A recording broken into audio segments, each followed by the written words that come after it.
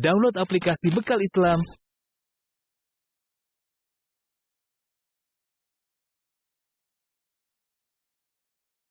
Bismillahirrahmanirrahim.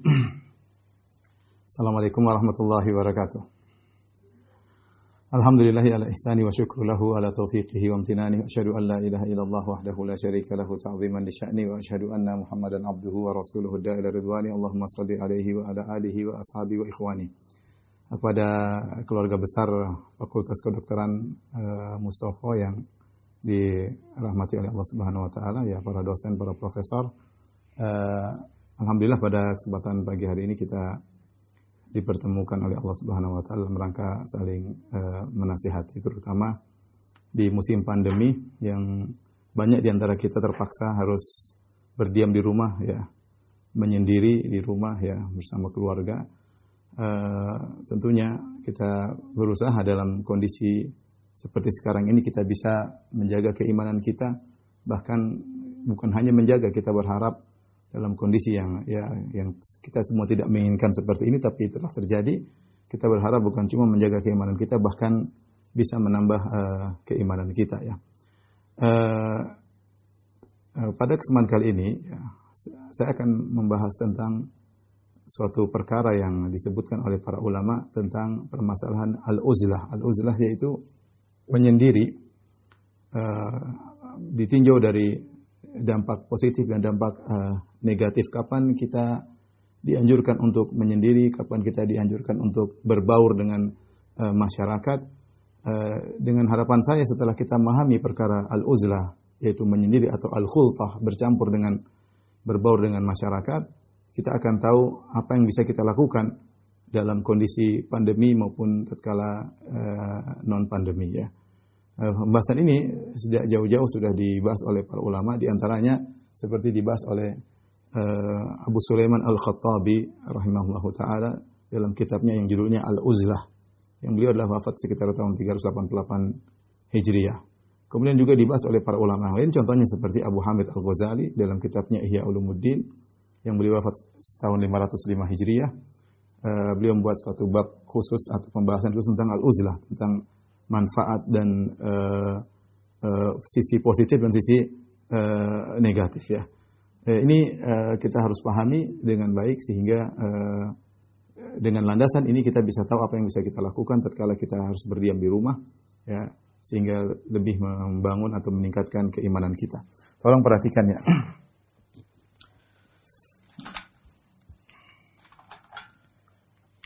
Jadi ada dua kondisi dalam Islam, ya, dua kondisi yang bisa dilakukan oleh seorang muslim. Ada yang namanya al-khultah, ada yang namanya al-uzlah. Ya, al-khultah artinya bercampur, berbaur, ya, berbaur dengan masyarakat.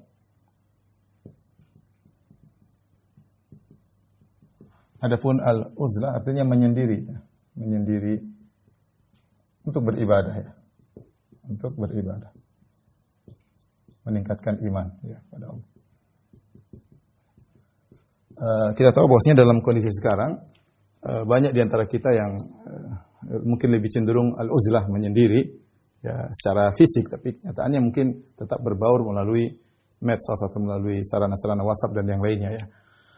Islam, yang hukum asal dalam Islam adalah al-khultah, berbaur dengan masyarakat. Ini adalah hukum asal. Ini hukum asal, ya. Karena kita tahu bahwasanya Islam mengajarkan kita hidup bersosial. Kita adalah insan ijtimai. Insan ijtimai maksudnya manusia yang bersifat sosial, berbaur dengan masyarakat. Makanya dalam Islam disyariatkan banyak perkara-perkara yang kita dengan perkara-perkara tersebut membantu sikap sosial kita, seperti sholat berjamaah, seperti sholat id, zakat, dan yang lainnya. Banyak hal-hal, taraweh, ya, dan banyak hal yang menunjukkan bahwasanya hukum asal dalam Islam adalah kita bersosial, berbaur dengan masyarakat. Dan Nabi SAW secara khusus dalam satu hadis membandingkan antara al-khultah dengan al-uzlah. Mana yang lebih baik antara berbaur dengan menyendiri? Secara hukum asal yang terbaik adalah al-khultah. Nabi SAW berkata dalam hadisnya, al-mu'min alladhi yukhalitun nas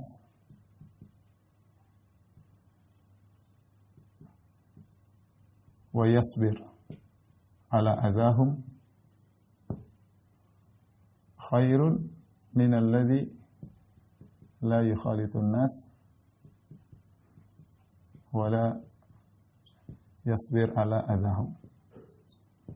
Artinya apa? Kata Nabi SAW, seorang mukmin, ini landasan utama hadisnya, seorang mukmin yang berbaur dengan masyarakat dan bersabar atas gangguan mereka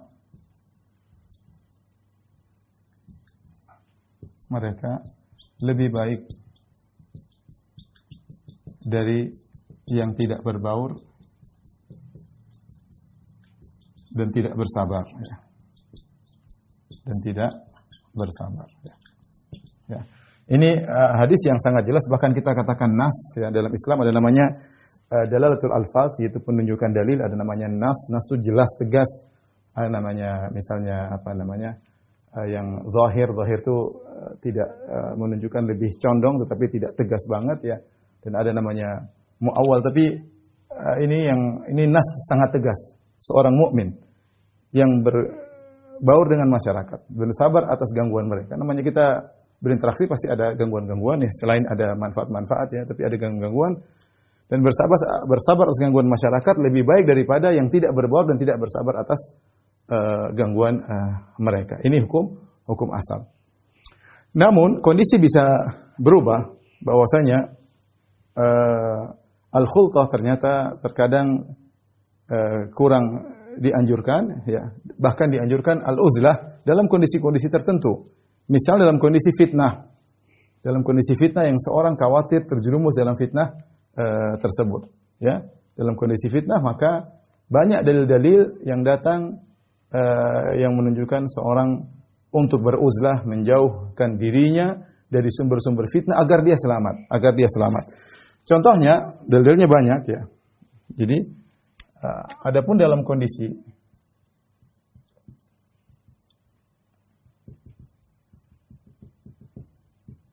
fitnah, maka uzlah lebih disukai bagi yang khawatir terjerumus dalam fitnah. Tentu maksud fitnah di sini fitnah yang bisa menghancurkan agamanya. Dia terperangkap dalam fitnah tersebut, menurunkan kualitas imannya, ya. Tadi imannya tinggi kemudian jadi jatuh, jadi hancur karena dia bermain dengan api fitnah dan dia terjerumus, bahkan bisa jadi dia pemimpin dalam fitnah tersebut. Jadi fitnah ini umum, ya. Berkaitan dengan fitnah dunia, berkaitan dengan fitnah misalnya pertumpahan darah atau fitnah syahwat, fitnah umum, ya. Maka dalam kondisi demikian, jika seorang khawatir dirinya terjerumus dalam fitnah, maka bagi dia uzlah lebih baik. Adapun dalil sangat banyak, ya, dalilnya, ya. Seperti dalam Al-Quran, ketika Nabi Ibrahim alaihissalam berdakwah, kemudian dia dimusuhi oleh satu negerinya, kemudian bapaknya pun la illam tantahi la arjumannak. Ketika dia mendakwahi ayahnya, maka ayahnya mengatakan, "Wahai Ibrahim, ya, aragibun anta an alihati ya Ibrahim. Kau benci sama Tuhan-Tuhan kau Ibrahim. Kalau kau tidak mau berhenti, saya akan rajam engkau wahai Ibrahim. Ya, wahjurni maliya, tinggalkan aku." Maka Ibrahim akhirnya mengatakan, "Qala salamun alaik, sa'astaghfiruka li rabbi innahu kana bi hafiya." Kemudian kata Ibrahim, "Wa a'tazilukum wa ma tad'una min dunillah." Nah, di sini mengatakan, "Aku akan meninggalkan kalian dan sembahan-sembahan kalian." Ya. Kata Ibrahim, "Aku uzlah, ya. Uzlah dari kalian dan juga sembahan-sembahan kalian." Ya. Ini karena kondisi sudah sulit, artinya Ibrahim sudah berusaha, namun mereka tidak bisa mendapat hidayah, bahkan dia akan diancam, akan dirajam dan lain-lain. Ya, akhirnya dia memilih untuk meninggalkan mereka. Akhirnya dia pun pergi. Inni muhajirun ila rabbi, dia pun pergi meninggalkan negerinya yang sangat dia cintai tersebut, bahkan meninggalkan ayahnya yang sangat dia cintai dengan penuh kesedihan, tetapi kondisi membuat dia harus uzlah. Contoh lagi seperti dalam surat Al-Kahfi, Ya, kata Allah, wa ini i'tazaltumuhum.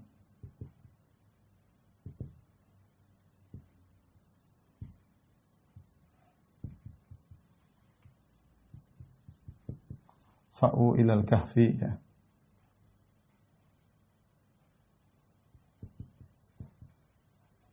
Yansur lakum rahmatun minhu dan seterusnya. Kata Allah, wa ini tazaltumuhum ma ya'buduna min dunillah. Jika kalian uzlah dari mereka, ya. Jika kalian uzlah dari mereka, ya. Dan apa yang mereka sembah, ya, maka pergilah ke goa Al-Kahfi. Pergilah ke goa. Goa, ya.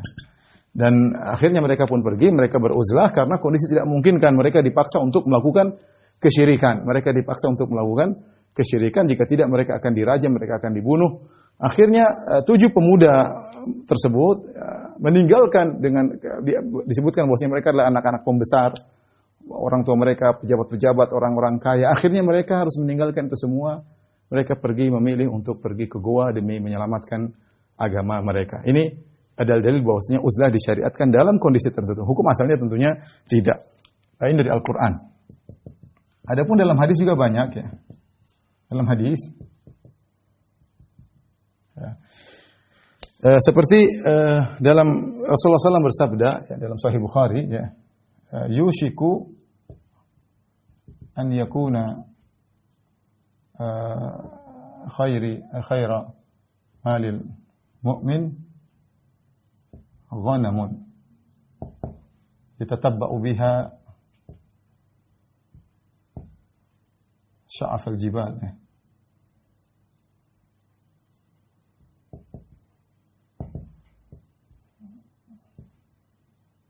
Wa mawaqitul qatar. Wa mawaqi'il qatar. Yafirru bidinihi minal fitan. Maknanya hadis ini, kata Nabi, hampir-hampir harta terbaik seorang mukmin adalah kambing yang dia bawa kambing tersebut syafa al-jibal, yaitu dia bawa ke gunung-gunung, ke puncak-puncak gunung. Mawaqi al-qatar, dia pergi ke tempat turun hujan untuk mengembalakan kambing. Itu lebih baik, itu harta terbaik baginya. Kenapa? Yafirru bidinihi minal fitan. Dia menyelamatkan dirinya, dia pergi kabur menyelamatkan daripada fitnah. Ini dianjurkan ketika timbul masa-masa fitnah, ya. Fitnah apapun. Oleh karenanya ketika terjadi fitnah, ada fitnah, ya, ada peperangan di antara sebagian sahabat, maka yang fitnah tersebut sampai ada mengangkat senjata dan yang lainnya. Di antara sahabat yang menjauhkan diri dari fitnah adalah Sa'ad bin Abi Waqqas radhiyallahu taala anhu. Sa'ad bin Abi Waqqas. Ketika itu terjadi fitnah, maka dia pun pergi, ya, maka dia ngurus kambing dan onta-ontanya. Maka datanglah anaknya Umar bin Sa'ad, naik tunggangan, kemudian dia datang kepada ayahnya, dia berkata, "Ya abati, atarda an takuna a'rabiyan fil ibil wal ghanam wan nasu yatanaza'una fil mulk?" Wahai ayahku, kau ridho menjadi Arab Badui, ngurusi kambing, ya, Sa'ad bin Abi Waqqas, ya. Orang mulia dijamin masuk surga, ya. Sa'ad bin Abi Waqqas 10 di antara 10 orang yang dijamin masuk surga, Sa'ad bin Abi Waqqas. Maka anaknya tegur, "Wahai ayahanda, apa kau ridho menjadi Arab Badui, tukang ngurusin kambing dan unta, sementara orang-orang sedang berselisih ngurusin kekuasaan?" Maka dia mengatakan, "Uskut ya bunaya, diam kau, hai anakku." Dia pegang dadanya anaknya. Dia mengatakan, "Sami'tu Nabi sallallahu alaihi wasallam yaqul." Aku mendengar Nabi sallallahu alaihi wasallam bersabda, "Innallaha yuhibbul 'abda at-taqiyyal ghaniyya al-khafi." Ya, dalam hadis Sa'ad bin Abi Waqqas, Nabi bersabda, "Innallaha yuhibbu al-'abd at-taqi al-ghani al-khafi." Sungguhnya Allah mencintai seorang hamba yang bertakwa, at-taqi bertakwa, al-ghani yaitu cukup dengan dirinya sendiri, cukup dengan, artinya dia berusaha mandiri, ya. Maksudnya mandiri, ya. Kemudian al-khafi yaitu yang tidak menampakkan diri, tidak tampil, ya, gampangannya kalau bahasa kita. Tidak tampil, ya. Sehingga Sa'ad bin Waqqas memahami hadis ini, kalau jika terjadi fitnah, ya, seorang lebih baik dia bertakwa kepada Allah dan dia urus pribadinya dan tidak urusan dengan urusan banyak orang. Bahkan ketika ada lagi yang datang maksa dia, "Wahai Sa'ad bin Abi Waqqas, tidakkah kau ikut dalam fitnah ini?" Maksudnya angkat senjata. Kata dia, "Berikan kepadaku sebuah pedang. Lahu ainani basiratani. Lisan yantiq." Ya. Dia mengatakan, "Berikan kepadaku sebuah pedang yang punya dua mata, yang bisa melihat dan punya lisan bisa berbicara." Sehingga pedang itu mengatakan, "Ini kafir maka bunuhlah, ini muslim maka jangan bunuh. Kalau ada pedang seperti itu saya akan berperang." Karena fitnah di antara kaum muslimin. Bagaimana kita mau membunuh sama-sama kaum muslim, sama-sama sholat, sama-sama syahadat. Kemudian satu menganggap jihad, satu juga menganggap jihad, repot ya. Kata Sa'ad, enggak, kalau ada pedang yang bilang bunuh ini, itu enggak, saya akan berperang dengan pedang tersebut. Tentunya tidak ada. Tentunya tidak ada. Di antara hadis yang menunjukkan tentang keutamaan uzlah ya. Jadi perhatikan sini, di sini ada kalimat yang jadi perhatian kita, al-khafi, tidak tampil. Artinya seorang mukmin berusaha tidak menampilkan diri, itu lebih aman bagi niatnya, dia lebih ikhlas, dia lebih jauh daripada riya. Kecuali kalau memang terpaksa dia tampil seperti mungkin ustadz atau orang-orang yang diperlukan oleh banyak masyarakat untuk memberi pengarahan, mungkin para dokter atau para ilmuwan yang lain, silahkan ya. Yang penting niatnya dia jaga, tapi sebisa mungkin dia tidak berusaha menampilkan diri sehingga rawan untuk terjerumus dalam hal-hal yang mempengaruhi imannya, menggugurkan imannya. Yang berikutnya dalam satu hadis dari Uqbah bin Amir radhiyallahu anhu, dia berkata, "Ya Rasulullah, man najat?" Ya Rasulullah, apa itu keselamatan? Bagaimana bisa selamat? Kata Nabi sallallahu alaihi wasallam, "Ilzam baitak." Lazimi rumahmu. Pandemi kita sudah laksanakan. Lazimi rumahmu. Ilzam baitak. Ya. Wamsik alaika dinak. Pegang agamamu. Wabki ala khati'atik. Dan nangislah atas dosa-dosamu. Kata Nabi sallallahu alaihi wasallam, keselamatan adalah ilzam baitak wa amsik alaika dinak wabki ala khati'atik. Kata Nabi sallallahu alaihi wasallam, lazimi rumah. Itu jangan suka keluar. Jaga agama. Hati-hati. Di rumah juga agama bisa goyang. Tangisi dosa-dosamu. Hadis yang terakhir yang saya sampaikan pada kesempatan kali ini, hadis banyak tapi ini cukup yang menunjukkan uzlah menyendiri itu penting dalam kondisi tertentu. Hadis Abdullah bin Amr bin Al-As radhiyallahu ta'ala anhu, Nabi sallallahu alaihi wasallam mengatakan, "Idza ra'aitan nas marijat uhuduhum." Kalau kau lihat orang-orang marijat uhuduhum, yaitu janji mereka sudah amburadul, carut marut ya. Wa khaffat amanatuhum, dan kau lihat amanah mereka sudah tidak kuat lagi ya. Ini bohong, inilah, ini nyuri, ini apa, pokoknya amanah enggak beres lagi pada masyarakat. Wa kanu hakadha, kata Nabi, dan mereka dalam kondisi demikian. Wa syabbaka baina asabihi, Nabi mengatakan orang sudah begini carut marut, enggak jelas mana yang benar, mana yang salah, ngomong semuanya ngomong carut marut. Kalau kalian sudah melihat masyarakat dalam kondisi demikian, ya, maka selamatkan diri intinya ya. Maka Abdullah bin Abbas, "Faqumtu ilaihi," aku pun segera menuju kepada Nabi, aku berkata, "Madza af'alu inda dzalik?" Apa yang harus aku lakukan ya Rasulullah ketika dalam kondisi demikian, kondisi masyarakat sudah carut marut. Ya semua merasa benar, udah kacau lah. Maka kata Nabi sallallahu alaihi wasallam sama jawabannya kira-kira, "Ilzam baitak." Hendaknya kau lazimi dirimu, "Wamlik alaika lisanak." Jaga lisanmu. Ada tambahan di sini, "Wamlik alaika lisanak." Jaga lisanmu ya. Ya, kemudian wa khudh ma ta'rif wa da' ma tunkir. Lakukan yang menurut kau baik dan tinggalkan yang menurutmu adalah buruk. Kemudian kata Nabi sallallahu alaihi wasallam, ya, "Alaika bi amril khassah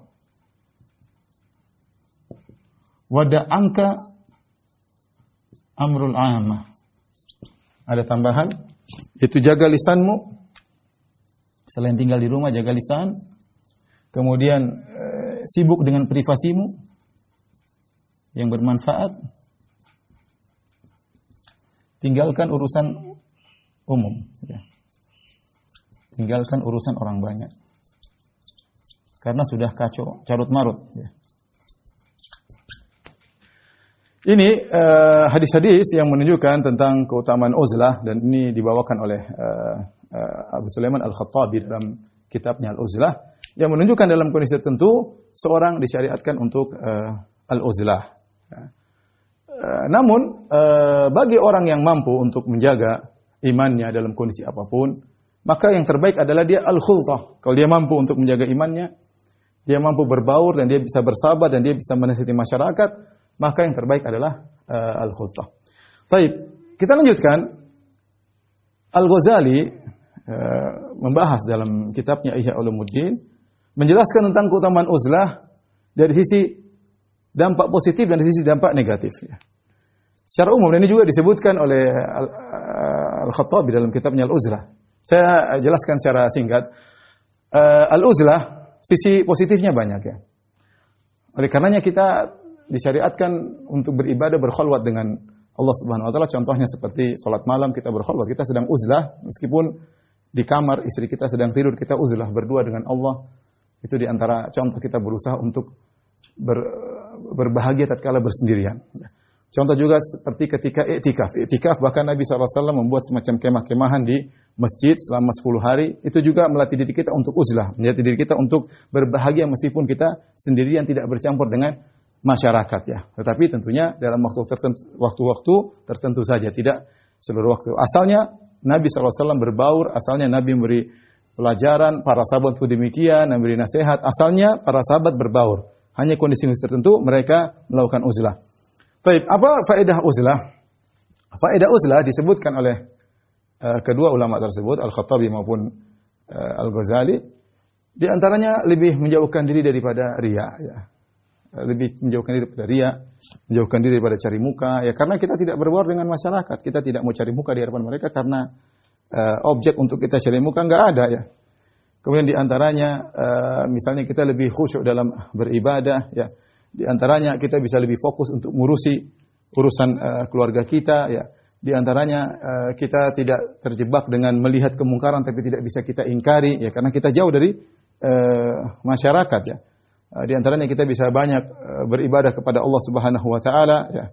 Uzlah ya, ini beberapa faedah yang jelas-jelas sangat logis ya, seorang selamat dari berbagai macam fitnah syahwat maupun fitnah syubhat dan yang lainnya. Tetapi ada sisi dampak negatifnya. Negatifnya di mana? Banyak hal-hal yang dia tidak bisa lakukan, seperti mengajar ya. Mengajar itu kan pahalanya besar. Berdakwah pahalanya besar. Beramar ma'ruf nahi munkar juga pahalanya besar, dia tidak bisa lakukan ya. Membantu orang-orang dalam kesulitan ya, dia juga tidak bisa lakukan karena dia sedang uzlah. Karena dia sedang uzlah ya. Dari sini maka seorang di zaman sekarang ini dia merenungkan apa yang harus dia lakukan ya. Saya tidak mengatakan dia uzlah secara total, dan saya juga tidak mengatakan dia khultah bercampur baur secara total ya. Maka seorang menimbang-nimbang, intinya kalau kita bertanya mana yang lebih baik ya Ustaz, antara al-khultah berbaur atau al-uzlah menyendiri, maka kembali kepada masalah iman. Mana di antara ini yang bisa lebih menambah keimanan kita, lebih banyak mendatangkan pahala, lebih menyelamatkan agama kita, maka lakukan. Maka lakukan. Kalau Anda ternyata dengan berbaur dengan masyarakat, Anda bisa menyebarkan kebaikan, Anda bisa menunjukkan orang yang tersesat kepada jalan yang baik misalnya, seperti para dokter bisa melakukan pengobatan, menolong banyak orang, tentu pahalanya lebih banyak dengan tetap menjaga diri ya. Bukan berarti dia berbaur secara total, tetapi di tengah-tengah dia berbaur, dia ada uzlah sedikit, yaitu apa? Dia tidak berbicara pada perkara yang bukan urusannya. Dia menjauhi tempat-tempat yang bisa menimbulkan fitnah pada agamanya ya. Dia tidak bergaul dengan semua orang, tapi dia bergaul dengan orang-orang yang mungkin bisa membuat dia mendapatkan pahala. Dia tidak berteman dengan semua orang, dia hanya berteman dengan orang-orang yang bisa menambah keimanannya ya.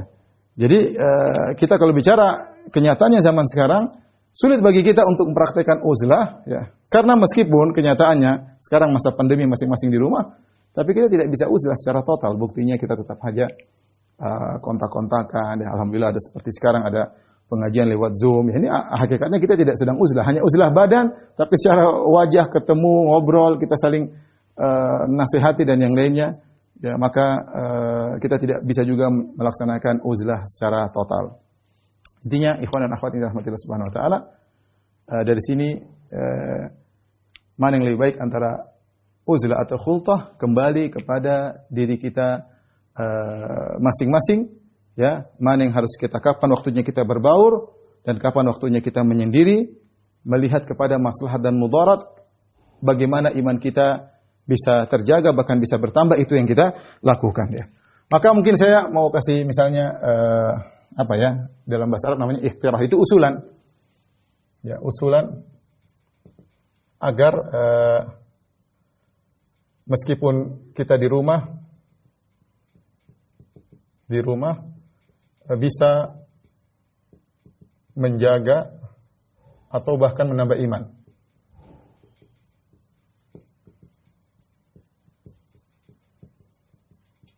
Yaitu kita jalankan sebagian nasihat-nasihat Nabi yang berkaitan dengan uzlah, dan kita juga jalankan sebagian nasihat Nabi yang berkaitan dengan berbaur, ya. Maka poin yang bisa kita lakukan, ya, perhatikan, ya, hadis yang sangat masyhur yang harus selalu di benak kita, yaitu min husni islamil mar'i tarkuhu ma la ya'ni. Tinggalkan perkara-perkara yang bukan urusan kita. Ini perintah Nabi SAW. Di antara eloknya Islam seseorang adalah meninggalkan perkara-perkara yang bukan urusannya. Kenapa ikhwan dan akhwat para dokter yang rahmati Allah Subhanahu wa taala? Karena seorang kalau sudah sibuk pada perkara yang bukan urusannya, dia akan menumbalkan perkara-perkara yang merupakan urusannya, ya. Misalnya dia masuk dalam hal-hal yang bukan bidangnya, atau dia berkomentar pada perkara-perkara yang bukan bidangnya dan terlalu banyak berkomentar. Mungkin kalau komentar sekali dua kali oke. Tapi dia terlalu banyak berkomentar pada hal yang dia bukan bidangnya. Dia tidak punya analisa, dia tidak punya data untuk menganalisa, dia tidak tahu apa yang sedang terjadi sesungguhnya. Kemudian dia banyak komentar sehingga waktunya terbuang, jiwanya terbawa emosi, membenci dan yang lainnya, sementara perkara-perkara yang penting akhirnya terlalaikan. Ya. Dan itu pasti terjadi. Kapan dia menghabiskan waktunya pada yang bukan urusannya, maka yang merupakan urusannya terlalaikan. Akhirnya waktunya habis banyak tercurahkan, misalnya urusan pendidikannya terbengkalai, urusan anak istrinya terbengkalai, urusan pekerjaannya pun terbengkalai. Ya, kenapa? Dia mau menghabiskan waktu pada perkara-perkara yang bukan urusannya. Dan kita tahu, di zaman sekarang ini ketika kita di rumah, kita bisa melihat banyak yang bukan urusan kita, banyak sekali. Dan kita punya sifat ingin tahu, ya. Sehingga kita baca ini, lihat berita ini, kita ikuti perkembangannya tiap hari. Tidak terasa berjam-jam kita ikuti perkara yang belum ada ujungnya. Berhari-hari kita ikuti, berminggu-minggu perkara yang belum tentu ada ujungnya. Ujungnya pun kesimpulannya belum tentu benar sesuai yang sesungguhnya. Bisa jadi manipulasi, bisa jadi permainan. Oleh karenanya, kalau ada yang lebih bermanfaat dari ini, kita cukup melihat, artinya ya kalau ada kita cuma nimbrung sedikit, sisa waktunya kita untuk yang lebih bermanfaat. Ini di antara hal yang membuat akhirnya iman kita turun. Terlalu sibuk pada perkara-perkara yang bukan urusan kita. Ya, saya rasa para dokter punya banyak urusan. Ya, maka sibuklah pada urusan-urusan yang merupakan perkara yang penting bagi para dokter. Seperti mengenali tentang, misalnya sekarang lagi heboh tentang masalah vaksin, masalah efek negatif, efek positif misalnya. Kemudian bagaimana menangani orang-orang yang sedang terkena pandemi misalnya, bagaimana ini yang lebih bermanfaat. Kalau dia pikirkan karena Allah Subhanahu wa taala, maka semua pikirannya, semua energinya berpahala di sisi Allah Subhanahu wa taala. Dan ingat Nabi SAW bersabda, khairukum anfa'ukum linnas. Sebaik-baik kalian yang paling bermanfaat bagi masyarakat. Dan di antara pekerjaan yang memudahkan memberi manfaat besar kepada masyarakat adalah jadi dokter. Jadi dokter. Jadi jangan cuma sekedar perkara duniawi yang kita pikirkan, tapi kita niatkan saya bekerja selain untuk menafkahi anak istri, saya bekerja untuk kaum muslimin, ya. Saya pikirkan bagaimana mengurangi penderitaan mereka, apa yang harus dilakukan oleh para dokter, bermusyawarah, berdiskusi. Ini semua penting bagi para dokter. Nah, kalau para dokter sudah sibuk seperti ini, mungkin perkara-perkara yang bukan urusannya, dan kita tahu namanya perkara politik di Indonesia nggak ada ujungnya, ya. Bisa saja berubah begini, bisa jadi begini, bisa jadi rencana begini, rencana ke A jadi B, B jadi C, dan yang lainnya. Ya. Maka kalau kita terlalu sibuk pada perkara-perkara yang tidak jelas, bukan urgen bagi kita, mau tidak mau iman kita menurun. Kenapa? Kita akan menganalisa. Sementara analisa kita datanya nggak ada, datanya nggak jelas, benar atau tidak. Kita mulai membenci sebagian kaum muslimin. Kita mulai maki-maki sebagian kaum muslimin. Ya. Ya, kalau kita tidak punya kapabilitas dalam hal tersebut, ya kita berdoa saja semoga Allah berikan yang terbaik. Yang punya kemampuan untuk nimbrung masalah itu silakan. Kalau di antara dokter ada yang punya ahli politik jagoan, silakan demi kemaslahatan kaum muslimin. Kalau enggak, mending sibuk pada perkara yang bermanfaat. Demikian juga di dunia medsos banyak hal-hal yang membuat kita ingin tahu tidak bermanfaat, seperti mungkin mohon maaf misalnya berita-berita artis lah, berita-berita bola lah, berita inilah, berita anu lah. Kita umur sudah semakin mendekati titik pertemuan kita dengan Allah. Sudah saatnya kita meninggalkan hal-hal tersebut. Kita konsen pada perkara yang penting bagi kita. Apa kata Nabi SAW? Alaika bi amril khassah. Sibukkanlah dirimu dengan perkara yang khusus privasimu. Masalah pekerjaanmu, masalah anakmu, masalah istrimu. Sibuk masalah pendidikanmu, kuliahmu. Seriuskan. Serius dengan menjalani hal tersebut. Wada' anka amrul ammah. Dan tinggalkanlah urusan banyak orang yang kau tidak berkompeten untuk berbicara tentang masalah itu. Nggak berkompeten. Bicara pun nggak ada yang dengar. Siapa yang mau dengar juga? Ya. Kau memberi analisa, orang mendengar pun belum tentu analisamu benar. Karena data untuk menganalisa tersebut belum tentu benar. Mana sumbernya? Ya. Oleh karenanya, biarkanlah orang yang berkompeten yang berbicara. Kalau kita yang bukan pada bidangnya, mending kita sibukkan dengan apa yang bermanfaat buat kita di dunia dan di akhirat. Ya. Jadi ini usulan saja. Jalankan hadis Nabi, tinggalkan perkara-perkara yang bukan urusan kita. Kemudian, jadi ya maksud saya dengan meninggalkan perkara yang bukan urusan kita, otomatis kita sibuk. Otomatis sibuk pada perkara-perkara ya privasi kita ya yang bermanfaat. Ya. Makanya di antara tadi kata Nabi sallallahu alaihi wasallam, "Innallaha yuhibbul 'abda at-taqiyyal ghaniyal khafi." Allah mencintai seorang hamba yang bertakwa, yang mandiri, al-khafi, yaitu yang tidak tampil. Artinya dalam sebagian riwayat al-hafi itu orang yang sibuk urusi anaknya, istrinya, dia perhatian benar bagaimana tentang anak dan istrinya, itu urusan pribadi dia. Kemudian yang kedua, jangan tinggalkan